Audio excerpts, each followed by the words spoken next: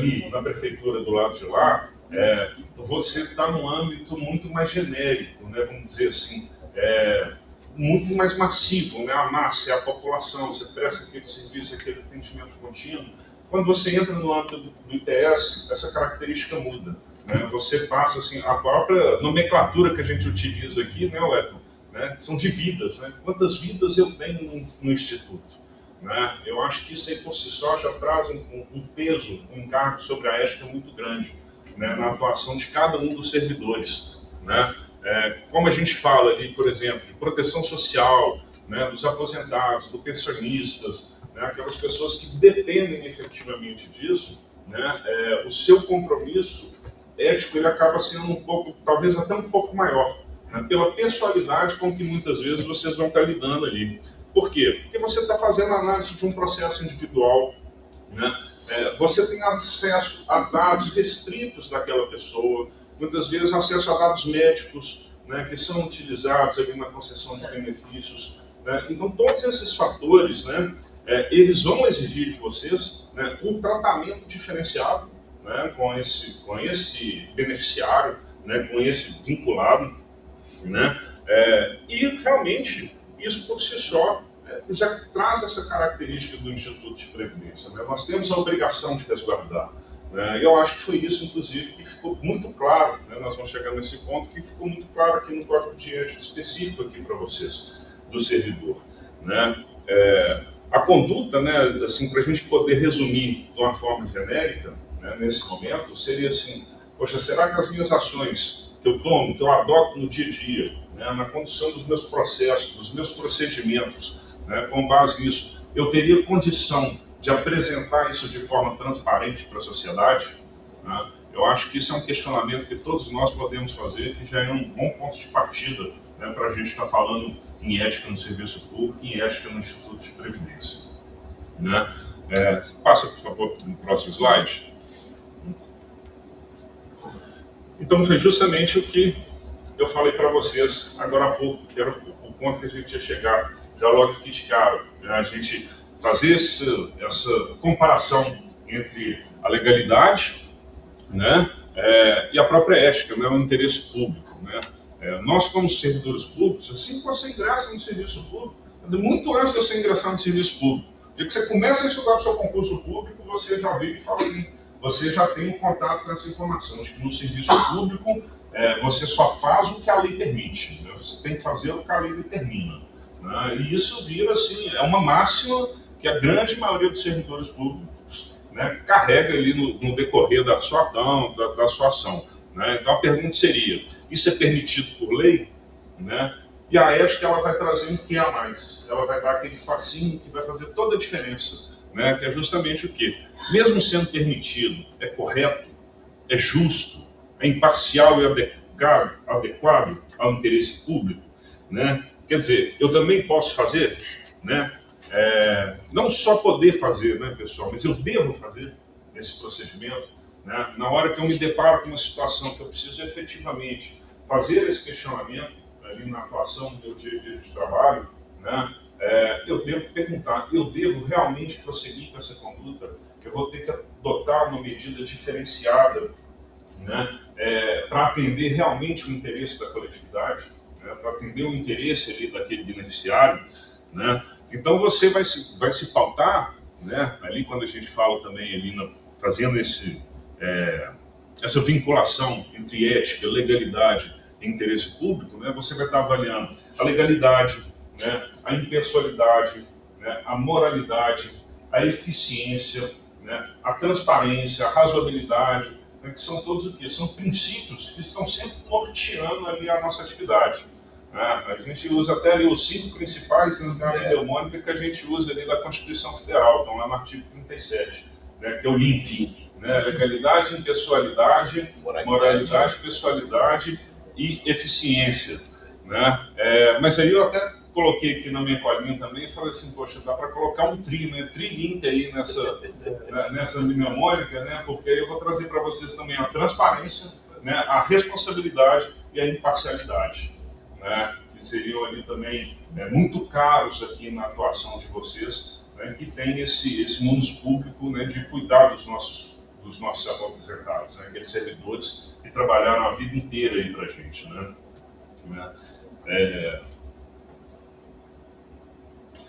E aí, pessoal, assim, a gente fala, trazendo assim, só reforçando aqui um pouco de princípios, né? A gente, quando começa a estudar no direito, né, estuda muito isso. Tinha um autor que eu gostava muito, até um pouco controverso, né, que é o Celso Antônio Bandeira de Mello, né, mas ele trazia já bem antigo, já não é dos autores mais modernos, né, mas ele falava, né, que um princípio, muitas vezes, ele vai mais do que uma lei, né, porque o princípio ele é fundamento basilar de um sistema, né, com base no princípio que muitas vezes eu vou fazer a interpretação das leis. Então, esses princípios, né, eles vão ser sempre uma régua para você pautar a sua atuação conforme a ética, né, sempre tendo em vista esses momentos. Qual é o seu nome mesmo, João? Felipe, manda ver aí para o próximo para a gente. Né? E aí, esses 3 pontos, né, a gente já está falando aqui no decorrer, né, acredito que não tem tanta novidade aqui para vocês, já estão aqui alguns, eu sei que tem alguns anos aqui que a gente já se conhece, já teve a oportunidade, algumas outras pessoas mais novas, né? Mas são 3 pontos ali que eu acho que, assim, por que a ética ser tão importante aqui para a gente, né? Primeiro, né, administração de recursos públicos, né? Eu vejo, assim, tenho uma tendência a ver que esse recurso público ele é particularmente especial, né? É diferente ali de eu estar fazendo a gestão porque eu preciso realmente garantir o atendimento do serviço à população, eu tenho preocupação com a assistência social, manter o posto de saúde funcionando para toda a coletividade, né? Mas esse recurso que é administrado aqui nesse momento, né, é um recurso que foi economizado ali a vida inteira, né? Ele foi ali descontado daquele servidor, né? São 30, 35 anos de serviço para nesse momento ele ser bem gerido, né? E aí realmente a gente tem que ter, né, essa responsabilidade, né, para atuar, né, temos que ter um planejamento adequado, né, que é muito comum, né, muito comum não, é uma exigência, né, Wellington, né, que são as reuniões aqui ordinárias, né, dos conselhos de administração, né, do conselho de finanças, né, faz parte do planejamento, né, tivemos recentemente, vocês vão saber muito melhor do que eu, a necessidade que foi de fazer uma segregação de massa, né, tudo isso entra ali nesse âmbito, né, dessa responsabilidade, né, evitar desperdícios, né, prevenir fraudes, né, na concessão de benefícios, né, manter o controle, ter transparência, né, são pontos que são fundamentais quando a gente está falando ali na administração dos recursos públicos, né. O segundo ponto, né, nós já falamos aqui superficialmente, né, são as informações sensíveis. Hoje, cada vez mais, isso vem à tona, isso vem sendo uma demanda, a própria legislação vem nos trazendo isso. Né? Tenho certeza que, para quem está aqui no serviço público, a LGPD, a Lei Geral de Proteção de Dados, né, não é novidade para ninguém, já é uma realidade com que a gente lida. Né? Eu fiquei até surpreso, assim, no caso pessoal, fugindo aqui um pouquinho, mas essa semana fui consultar um processo, uma denúncia que teve no Tribunal de Contas, né, em face da prefeitura, a gente tem que estar sempre lá nos manifestando, e para minha surpresa, os dados do denunciante foram todos tarjados no processo, né, em atendimento à Lei Geral de Proteção de Dados. Assim, na hora eu olhei assim e falei assim, estamos chegando nesse ponto, né, a preservação do denunciante, nós hoje já temos legislação na prefeitura, vamos chegar aqui, né, num determinado ponto aqui no nosso bate-papo, né, que isso também é importante, são cuidados que a gente tem que ter. Né? Nessas informações, então, dos segurados, muito mais. Né? Porque, como já falamos, são dados muito sensíveis. Né? São informações pessoais, informações funcionais, né? Financeiras, muitas vezes informações de familiares, né? Que são eventuais beneficiários, né? Dados médicos, são muitos dados relacionados à vida privada daquela pessoa. Problemas de saúde muito sensíveis. Muito, né? Que expõem a pessoa, que às vezes são estigmatizantes, né? Que podem gerar preconceitos. Né? Então tem que ter muito cuidado ali naquele. Exige realmente que você tenha até uma sensibilidade, né? Para estar lidando ali com aquela pessoa. Né? E isso faz parte, né, do dever funcional e ético, né, de vocês que estão aqui cumprindo essa questão. Né? E, finalmente, né, são decisões que impactam diretamente a vida das pessoas. Né? Conceder e negar um benefício, né? Isso vai fazer muita diferença. Né? Alterar o valor de uma renda, né, que aquela pessoa já está acostumada, né? Reconhecer ou não um direito, né? Aquela questão da subsistência familiar. Né? Então, tudo que é feito aqui, né, inevitavelmente vai refletir na vida das pessoas. Né? E é por isso que a gente volta a falar, né, na necessidade da impessoalidade, da imparcialidade, né, da fundamentação, da responsabilidade, de você ter critérios bem estabelecidos, bem definidos, né? Você tem uma fila, né, que você tem que atender, evitar ali favorecimentos, né, pedidos de favores, né? Não existe aquela, fala assim, poxa, eu estou mais doente que o outro, né, passa o meu na frente. Né? Isso é um comportamento que a gente teria que evitar. Né? Você manda ver para a gente, por favor.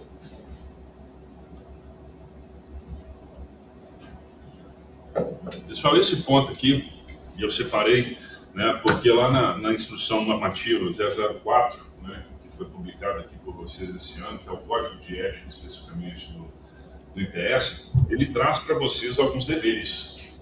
Né? E eu elenquei aqui todos esses deveres, né, que está bem dentro disso que a gente vem aqui conversando.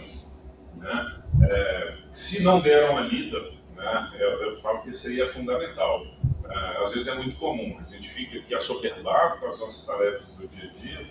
Há pouco tempo fomos fazer uma apresentação de uma norma de procedimento, que é muito importante aqui para a gente, né, ali na prefeitura no dia a dia. Juntamos aquela turma grande, mais ou menos como essa aqui, né, para falar da turma. Eu falei assim, para começar, gente, quem leu a norma? 2 pessoas levantaram a mão, por exemplo. Sem ler, você vai ter até dificuldade de questionar, de perguntar, né, de surgir dúvidas. Então, primeiro ponto, sempre recomendo, né, a leitura, né, tanto aqui da instrução quanto do nosso código de ética, porque o código de ética de vocês, que é esse aqui do IPS, né, ele nos remete ao código de ética da prefeitura, né, inclusive com a aplicação das penalidades, né, também dos deveres, das obrigações, né, enfim. Então, é sempre importante a gente estar atento ali. Né. O primeiro deles, resguardar o sigilo das informações previdenciárias. Né? Já falando muito, né, disso aqui, né, mas é encerrar com aquela pergunta, né, assim, nesse tópico específico, né, sobre o sigilo. Né, como que essas informações são sensíveis? Na dúvida, no seu dia a dia, se pergunte, eu preciso mesmo ter acesso a esse dado? Né? Eu preciso transmitir essa informação, esse dado aqui, desse beneficiário para frente? Né? No decorrer do processo vai ser preciso, não sendo pessoal, guarde aqui e deixe ali. Você vai estar cumprindo, né, o seu dever. Né? A quarta imparcialidade na concessão dos benefícios. Né? Aquilo, né, é você não permitir que as relações de amizade, que são inevitáveis, né, gente, pela proximidade, né, muitas vezes vocês vão estar aqui lidando com uma pessoa que está fazendo um pedido de aposentadoria ou de algum benefício, que pode ter sido seu colega, você pode ter trabalhado 20 anos com ele, né, às vezes na mesma sala. Né? Então, assim, é óbvio que vai ter amizade. Né? E aí você vai fazer esses questionamentos. Poxa, eu posso deixar isso influenciar? Não é hora, talvez, de eu passar para o meu colega fazer esse atendimento? Né?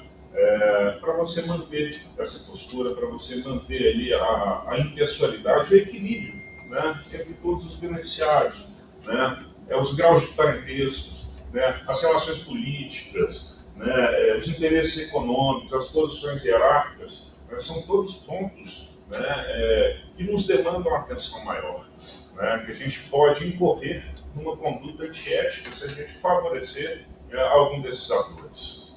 Né. O terceiro, né, evitar os conflitos de interesse mesmo. Né, havendo essa necessidade, ele está diretamente relacionado com o anterior. Né? Se você viu ali aquela situação que pode ocasionar isso, pode até mesmo, às vezes até levantar uma suspeita. Né?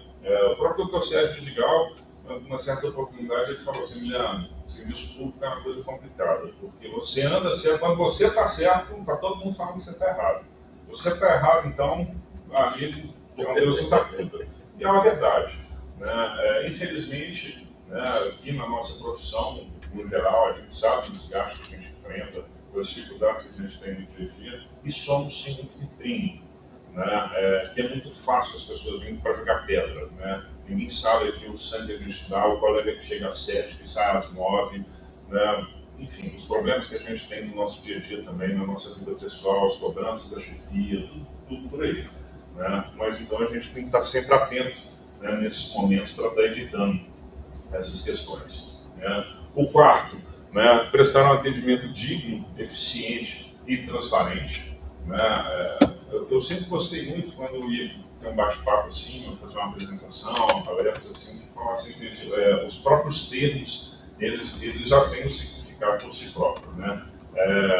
E nós já falamos disso, né? Pela própria característica. Né? Você vai estar lidando com um idoso, com um adoentado, talvez com um viúvo, com uma viúva, né? Com alguém que realmente pode estar passando por um momento ali muito difícil, e ela demanda assim, né, que receba um tratamento digno, né, um tratamento eficiente, e mais ainda, né, transparente, bem explicado, né, com consciência, porque é uma atividade muito burocrática, né, nem todo mundo conhece, né, e compreende o que está acontecendo. Então, quanto mais zelo a gente tiver, né, certamente o nosso comportamento vai estar muito mais próximo de um comportamento ético. Né? Respeito, educação, né, paciência, né, clareza, né, são todos pontos assim, que são fundamentais da gente conduzir esse processo no dia a dia. Né? Zelar pela correta aplicação dos recursos previdenciários. Né? Comentamos aqui, para isso, inclusive, temos até conselhos. Né? Comitês. Oi? Conselhos e comitês. Conselhos e comitês. Né? E assim, a gente sabe a bronca que é. E não bastasse isso, os órgãos de fiscalização estão sempre assim, com uma lupa, não é uma lupa, um microscópio em cima dos institutos de previdência, dado, né, a gravidade que é, o volume de recursos, né, e mesmo assim, eventualmente, a gente vê aí algumas tragédias, como a gente tem visto ultimamente. Né? Tivemos lá na Bahia, né, começou lá na Bahia, né, com o Instituto de Previdência lá também, e fomos parar lá no INSS. Né?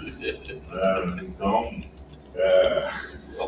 cada um de vocês aqui, né, necessariamente pode se tornar uma barreira contra esse tipo de coisa, além dos comitês. Né? Viu algo assim que desperta, né, um ponto que nós vamos chegar, nós temos aqui uma comissão de ética, não é à toa.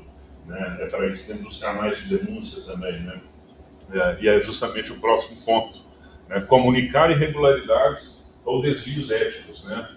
Aquela coisa, né? O servidor público que toma o conhecimento ali de uma ilegalidade, se ele não adota uma providência, ele, de certa forma, está até prevaricando, né? Está cometendo ali um outro crime, né? Que ele pode até responder. Né? Então, assim, se você tem um contato com algo assim, que indica uma fraude, né, um favorecimento, o conflito de interesse, né, o desvio de recursos, a quebra do sigilo, né, ou até mesmo alguma irregularidade administrativa, né, buscar os canais institucionais. Né, os canais hoje, né, você pode tanto fazer uma denúncia se identificando, quanto pode fazer também uma denúncia de forma anônima, né, para resguardar a sua identidade. Né, e buscar para que isso seja apurado, para que isso não aconteça. Só complementando, até mesmo assédio, falando internamente.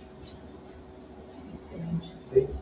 Sim, muito boa. O tópico e assim, até destaco aqui, né, no caso específico do assédio, né, sexual, né, para as mulheres, né, a moral também. Nós temos hoje no município, né, que foi uma iniciativa pioneira aqui da Serra, que é a Ouvidoria da Mulher, né, que a partir do momento que a denúncia é encaminhada, né, ela tem todo um tratamento diferenciado, né, inclusive com os encaminhamentos necessários, né, para se proteger, para se resguardar. Né, então, assim, infelizmente, né, não vamos ter esse tipo de problema aqui, mas a gente tem no nosso dia a dia ali, contato com uma ou com outra pessoa que pode estar precisando, é sempre uma dica muito boa, né? Funciona muito bem esse vídeo, tá? Você passa pra gente, por favor. Azul. Isso. Né? Pessoal, previsto também, né, na instrução normativa, né, no estatuto de vocês, isso na verdade, no próprio nosso código de ética ele também prevê, ele também prevê a necessidade, né, de que todas as UGs, unidades operacionais aqui da prefeitura, elas têm a sua própria comissão de ética, né, que deveria ir até um comitê central, né? Infelizmente, conforme a secretaria, alguns funcionam melhores que os outros, né, mas sempre que há necessidade, a gente provoca, faz a apuração quando necessário, né? De uma forma bem resumida, né, o que seriam, né, essas funções? Orientar e aconselhar sobre a ética profissional, né, receber denúncias e representações, instaurar procedimentos de apuração de ética, conduzir a instrução dos processos, emitir parecer conclusivo, recomendar medidas preventivas e corretivas e atuar de forma integrada com o sistema municipal de ética, né? A comissão ela deve atuar sempre com independência, né, com imparcialidade, né, com confidencialidade também, né, ela deve manter as informações ao máximo no sigilo, né, mas assim, o que eu destaco, que eu gostaria de destacar aqui, trazer, acredito que com uma visão que tem que evoluir, né, nesses pontos, é que toda vez que a gente olha, muitas vezes dentro do serviço público, a gente olha para uma comissão de ética, né, para uma comissão de inquérito administrativo, olha para a controladoria, né, olha para a procuradoria, né, as pessoas têm tendência de achar que são órgãos repressores, né, que visam atuar simplesmente ali na punição e na crítica, e muito pelo contrário. O que a gente quer, o trabalho que a gente quer propagar, que a gente quer divulgar, né, e que realmente seja consolidado, né, é que seja uma atuação preventiva, né, que seja uma atuação educativa, né, que esse conselho possa... Eu tinha até trazido o nome das pessoas aqui, que eu deixei em cima da mesa, né, mas que possa estar assim, fazendo proposições, né, que sejam construtivas para o nosso dia a dia, né, que possa melhorar aqui a nossa atuação, que ela também seja orientadora, que seja ali, um parceiro institucional e não só um órgão de repressão. Deixa eu botar para a gente. Beleza. Bem reduzidamente, pessoal, né, como que funciona, né, a apuração de uma comissão de ética?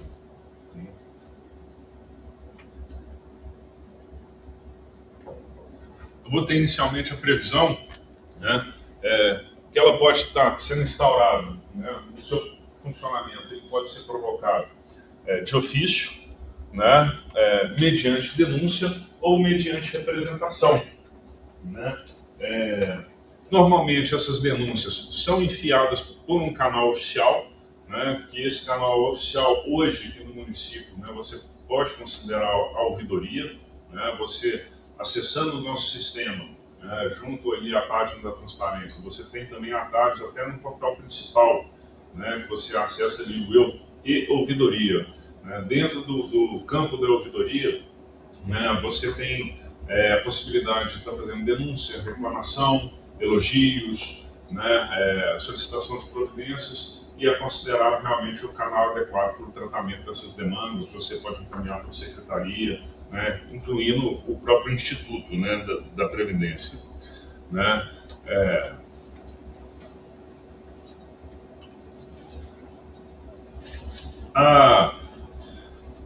Ali eu coloquei alguns tópicos assim. Ali eu puxei esses tópicos, pessoal. Eu só estava olhando para a representante da ouvidoria nossa aqui, a Lucinéia, por isso estava procurando ela. Recebe muita coisa aí? Recebo. Por imprensa também tem muita coisa. Bem. A ouvidoria ela sempre tem um volume muito grande, né?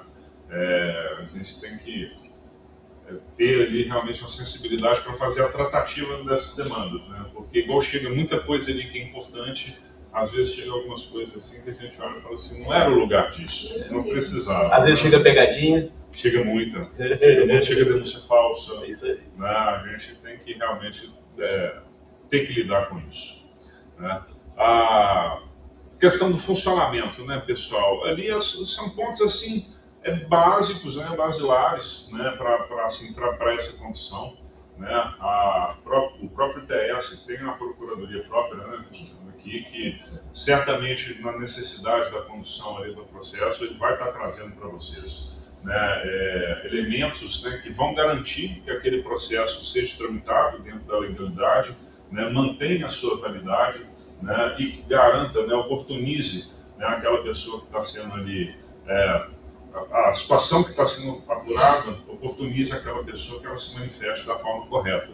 Né. Então, primeira coisa, né, a partir do momento que a comissão ela recebeu, ela tem que instaurar ali um procedimento para estar apurando, né, ela vai ter que notificar aquela pessoa, né, fazer uma notificação válida. Né, você tem que garantir naquele processo, né, de que a pessoa realmente recebeu aquela informação, né, para você trazer ali e manter aquilo ali dentro do processo. Né, você vai oportunizar um prazo, né, o prazo que está aqui para a gente no código aqui do IPS é um prazo de 10 dias úteis, né, para manifestação inicial.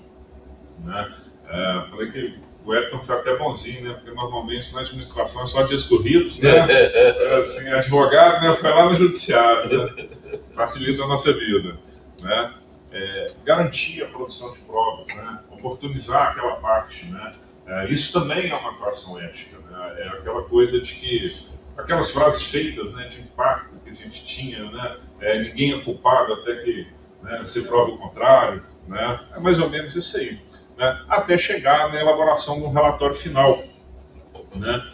Que é onde você vai estar dando, que a comissão vai estar dando encaminhamento. Nesse momento ela garantiu, né? Ela garantiu o contraditório, né, e a ampla defesa. Né? São dois termos comuns que a gente usa, em especial o pessoal do meio jurídico, mas a ampla defesa é justamente a produção de provas, né? Você permitir que a pessoa esteja ali, né, apresentando os seus meios de defesa, né? Seja um testemunho, uma gravação, um documento, né? E o contraditório é justamente ela poder se manifestar contrariamente, né, ao que foi apresentado. Né? Eu falava o seguinte, falo assim, quando você entra num processo, você não tem quem pede e quem se defende. Na verdade, está todo mundo pedindo. Né? Quem entrou com o processo está pedindo uma coisa, quem está ali no lado oposto, né, está pedindo o contrário, mas os dois estão pedindo. Né? Um pede para que seja reconhecido, outro pede para que não seja. Né? E as provas vão ter ali o contraditório, vão garantir que a gente chegue a um resultado satisfatório ao final. Né? Passa para a gente, por favor. Ética, integridade e gestão de riscos. Né? Gestão de risco está muito... é algo que é muito caro para nós do controle interno.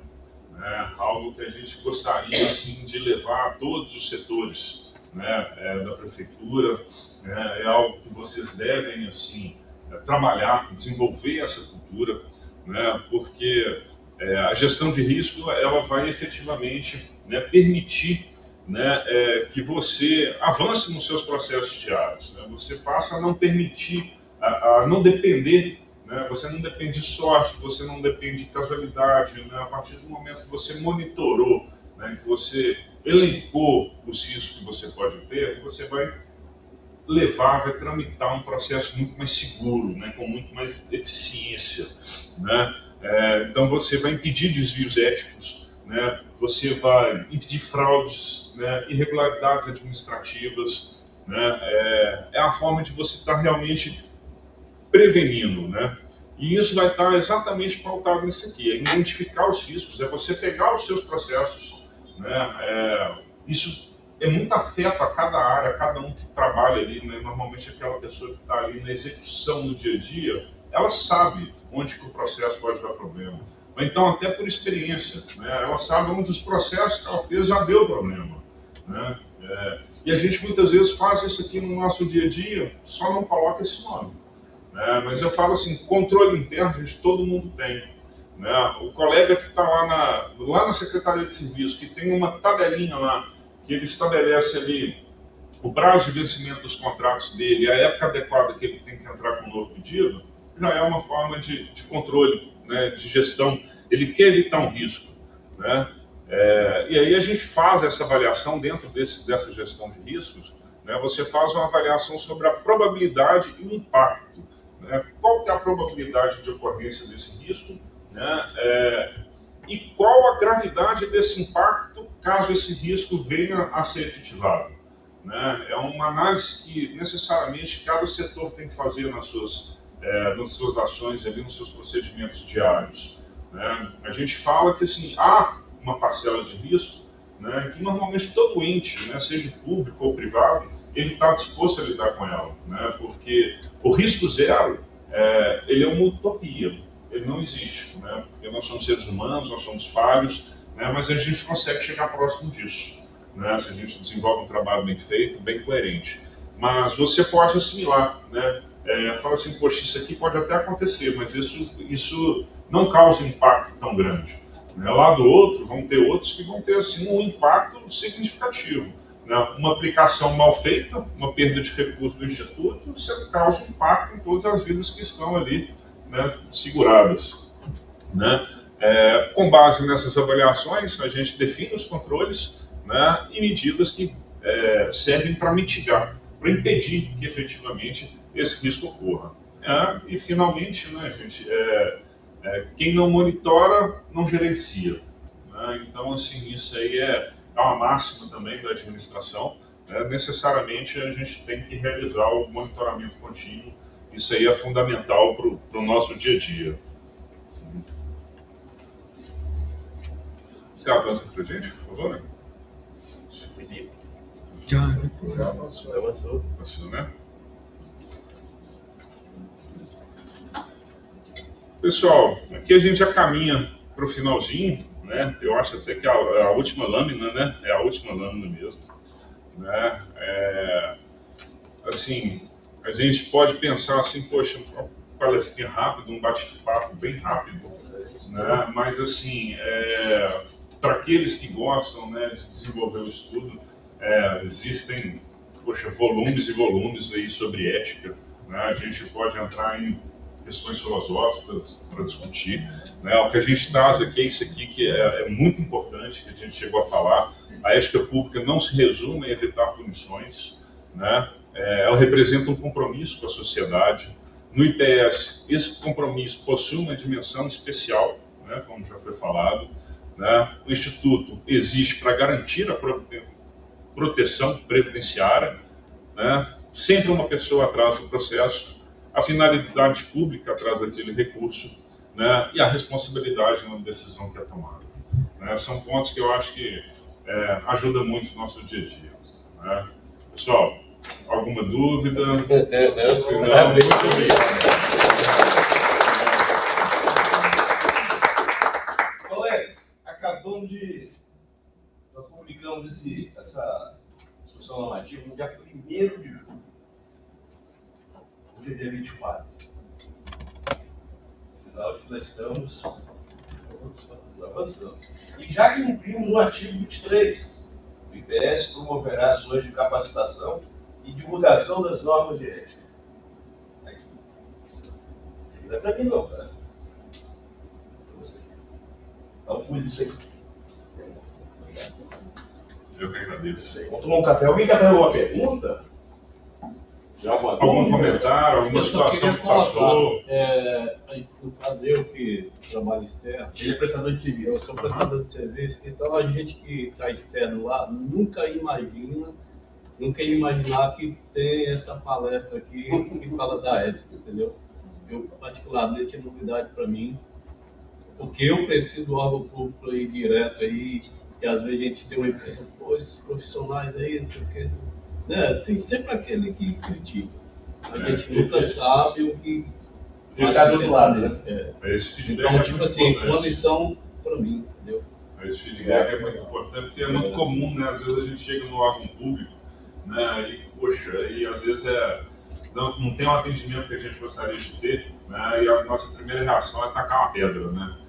Mas o cara do lado de lá também, muitas vezes, ele está ali numa pressão, né, numa cobrança, e a gente está aqui tentando mitigar com essas ações. Aí chama Melhorar. o servidor dizendo que ele tem talento. E voltando para o lado empresarial, por exemplo, a gente presta serviço aqui para vocês dos elevadores. Aham. A gente passa por isso aí N das vezes, porque às vezes como tem muitas empresas, liga aí, ó, faz o seguinte, eu assino por você, mas você me dá um dinheiro por fora e tal. A gente nunca aceita porque a gente fala assim, é óbvio, a gente nunca é 100%, mas a gente tenta trabalhar em cima da ética para que pelo menos fique equilibrado. É o ideal, né? Isso aí. É o ideal. Pessoal, vocês participaram aí todos aí online? Alguma dúvida? Tudo certo. Tirar foto. Vou tirar uma foto pra você, velho, pra gente divulgar. Bom. Alguém que tira aí pra gente? Você tira. Daniel, nosso nome da comunicação. Pessoal, vamos todo mundo pra cá. Melhor, né? Essa luz aqui na cara não tá legal, não. Vou puxar essa em cima.